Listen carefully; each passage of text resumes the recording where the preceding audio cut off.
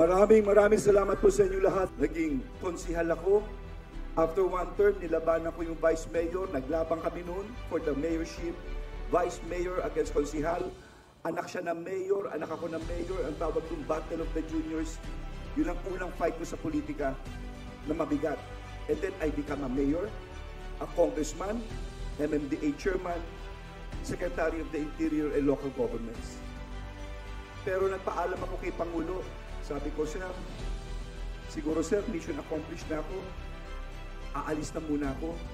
Sabi niya, Bernard, bahala ka. Pero kung ano man, susuportahan kita. Siguro ang tanong niyo kung bakit. Dahil yung posisyon ko mabigat. Para akong little president, isipin mo, sinusupervise mo ang gobernador, mayor, barangay captain. Sinusupervise mo ang police, ang fire, ang jail. Commission on Women, Youth, Muslim Affairs at marami pa.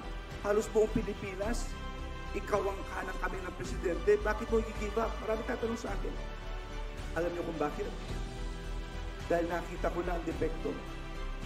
Nakita ko ang dapat kong gawin nung nasa baba ako, nung ako'y mayor, nung ako po'y naging MMDA chairman at DILG, ang dapat natin kalikutin. Sa inyo pong lahat. Thank you for giving me the privilege of being your guest of honor. Thank you sa mga leaders na iniikot po ako sa buong Pangasinan. I'm so proud to be a Pangasinense. Mabuhay ang Pangasinan, mabuhay ang mga barangay captains ng Pangasinan.